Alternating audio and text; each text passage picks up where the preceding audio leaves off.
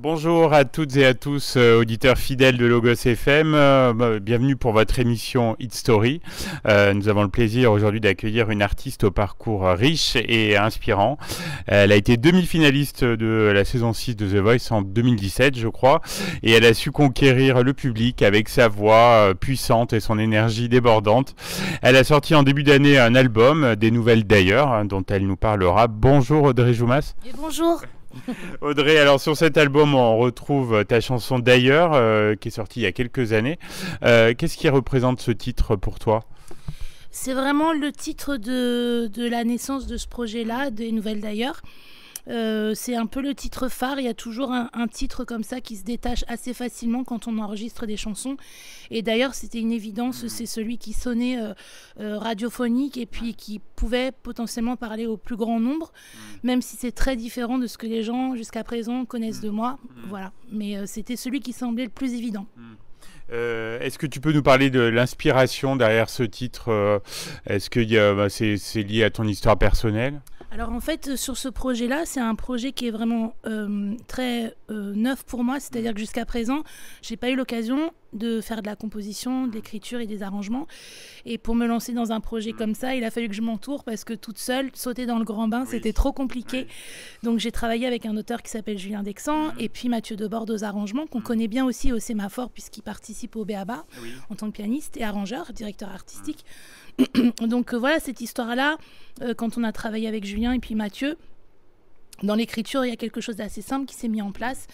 Et Julien me faisait beaucoup de propositions et j'aime pour dire que souvent on fait des stéréotypes un peu de comment les artistes travaillent pour la composition et l'écriture.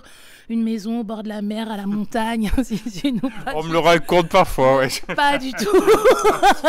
Nous, on était bien dans le Poitou, chez nous, avec voilà, et on se faisait des échanges de messages, d'audio. Enfin voilà, c'était vraiment hyper naturel. Et puis il y a des évidences comme ça. Ce qui est super avec l'écriture de Julien, entre autres, c'est que c'est très universel et que en fait, derrière chaque histoire, dans cet album-là en tout cas, c'est des vrais tableaux où chacun s'identifie et que le thème est très universel. On parle beaucoup d'amour dans l'album, mais on parle du manque, on parle de la solitude, on parle des grands thèmes comme ça qui sont inspirants et qui font en sorte que chacun se reconnaît dans sa propre histoire. D'ailleurs, c'est une histoire qui parle clairement d'une fille qui est un garçon qui la trompe et elle est en colère et c'est une histoire d'amour qui se termine pas très très bien. Et oui, donc beaucoup de gens peuvent s'y retrouver. Beaucoup de gens peuvent s'y retrouver et en même temps on peut avoir tellement de lectures différentes aussi, mais le propos premier c'est quand même celui-ci, quoi. Est-ce qu'il y a eu plusieurs versions avant de trouver la bonne, la définitive? C'est ça qui est magique dans la musique, en tout cas dans les arts, c'est que quand on tire un fil et que tout se déroule, en fait, les questions, elles se posent pas tellement. La musique, elle se met en place, les mots se mettent en place, les arrangements se mettent en place. Et assez vite, d'un côté comme de l'autre, on a été très inspirés pour que ça se mette bien en boîte. Donc tout le process de travail a été fait comme ça. Et c'est magique et c'est excitant aussi de se dire... alors bien sûr, il y a des moments où on patine un peu, on cherche, on se dit, bah là, cet après-midi, on a l'impression de ne pas avoir avancé sur l'album ou sur un titre. Mais c'est jamais perdu, puisqu'en fait, c'est comme n'importe quel boulot. Il y a des moments, il faut patiner pour pouvoir aussi sortir des solutions. C'est bien vrai, ça. Le clip, c'est un bon souvenir. Il a une esthétique particulière et très sympa. Oui, moi, je travaille... c'est difficile de dire « je » toujours dans mes projets, parce qu'en tout cas, celui-ci, il est en mon nom. Mais c'est une équipe vraiment, j'aime le travail d'équipe, je serais incapable de travailler toute seule. Et puis c'est pas possible, on le sait bien, dans le milieu artistique, il n'y a personne qui travaille tout seul. Et là, William Join, donc, qui a réalisé le clip, c'est quelqu'un que je connais depuis 20 ans. On a démarré ensemble, pratiquement en même temps, moi la chanson et lui la vidéo. Et il était évident que pour un premier projet de composition, je fasse appel à lui. Et le résultat, voilà, enfin, ça parle de lui-même, quoi. Et top.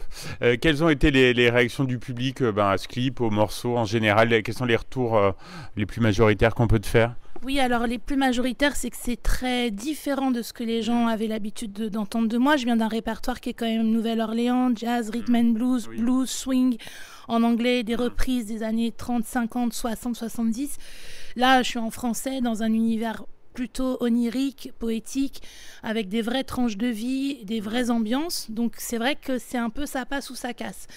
On en parlait tout à l'heure dans la voiture sur le trajet, voilà, une personne qui a mis du temps, de nos proches, qui a mis du temps à écouter l'album et qui l'a écouté il n'y a pas si longtemps que ça et qui finalement, en fait c'est cool, mais parce que d'ailleurs il inspirait un truc un peu dark et c'est pas du tout ma personnalité. Les gens qui me connaissent bien voient que c'est plutôt la lumière qui m'attire que l'ombre, enfin du moins que la lune en tout cas.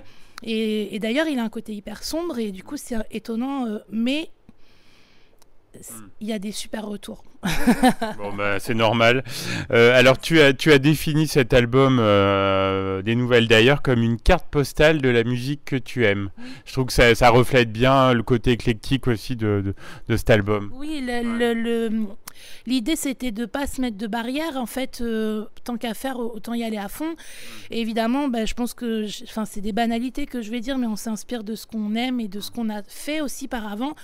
Et là, oui, il y a des sonorités, forcément. Moi, je suis originaire de La Réunion, du côté de ma maman. On n'a pas fait, évidemment, du Maloya ou du Sega, mais on s'est inspiré de ces sons-là aussi, de cette chaleur-là. Comme on a choisi des choses plus chansons françaises, parce qu'il y a des choses que j'adore, par exemple chez Francis Lemarque, qui est vraiment très chanson française et des textes magnifiques d'amour et de simplicité poétique. Et puis à côté de ça, des choses un peu plus jazz contemporain. Enfin voilà, ça nourrit tout ça. Et j'aime l'idée que ça soit des tableaux avec une introduction, un passage au milieu, on se dit ah ok, en fait le début de l'histoire, c'est comme quand on ouvre un livre ou qu'on regarde un tableau, on ne sait pas où on va dans le chemin de cette chanson-là et la fin nous dit la résolution. Tu dois être heureuse de le présenter là aujourd'hui au sémaphore de Sébaza. Je crois qu'il y a un lien avec l'équipe, avec la salle. Ah ouais, je les aime d'amour. Je leur dis tout le temps, Sémaphore forever, quoi, vraiment. Oui, c'est drôle. Il y a des équipes comme ça qu'on rencontre et puis c'est magique. Les filles, je dis les filles parce qu'il y a beaucoup de filles dans le côté organisationnel et administratif. Elles sont, voilà, moi c'est un vrai bonheur de travailler avec elles. Et puis Hervé qui est un des rares programmateurs qui a cette folie-là, cet amour-là de la musique, des gens, des artistes et qui peut se permettre de nous dire mais tu veux pas jouer avec des cordes ? Tu te débrouilles, mais viens, tu viens avec des cordes. C'est incroyable, moi j'ai jamais eu cette proposition-là, en sachant que c'est quelque chose dont on rêvait. Donc, les planètes s'alignent quand on vient là, et c'est ce que je dis souvent, quand on vient jouer ici, c'est Noël, quoi. C'est la route est super, venir en Auvergne, je trouve ça magnifique. Vraiment tout est conditionné, la salle est super, le public, moi j'ai jamais vu un public qui vient au tremplin, aux rencontres, qui passent des heures à écouter les gens qui connaissent pas et qui ont la curiosité, qui jouent le jeu et la salle est pleine à craquer. Mais moi, j'ai jamais vu ça et c'est un bonheur pour nous quand on arrive d'être accueillis comme ça. Donc, qu'est-ce que vous avez de la chance, quoi. Rendez-vous en compte. Ça fait plaisir à entendre. Alors, je le disais, Audrey, tu as été demi-finaliste de The Voice, belle performance. Comment cette expérience ça a influencé ta carrière et ton approche de la musique ? Oui, alors moi j'étais pas intermittente jusqu'à présent, enfin jusqu'à The Voice en tout cas, c'était pas un souhait particulièrement. Évidemment quand The Voice est arrivé, ça a bouleversé ma vie, ça m'a permis d'être intermittente du spectacle et aujourd'hui d'être vraiment libre de mes choix aussi. Je continue à être en autoproduction, c'est compliqué. Je suis pas quelqu'un de télé, même si je pense qu'il y a beaucoup de gens qui pensent qu'en dehors de la télé on fait plus rien, et je sais que c'est important aussi de conserver ce rapport-là aussi avec les réseaux et ainsi de suite, où je suis très nulle, mais voilà, c'est aussi le job. Mais oui, ça m'a évidemment apporté la liberté de travailler dans la musique et avec qui j'ai envie, sans avoir de compte à rendre à personne. Donc merci, quoi. Merci, parce que peu importe la suite ou comment ça se passera, la musique, elle fera de toute façon partie de ma vie. Et on n'a pas besoin d'être tamponné intermittent du spectacle pour se dire qu'on fait de la musique. Donc moi, je prends ce qu'il y a à prendre et puis tant que ça continue, c'est super. Dernière question, Audrey, quels sont tes projets là pour 2025 ? Donc c'est faire connaître, j'imagine, cet album, de la scène aussi.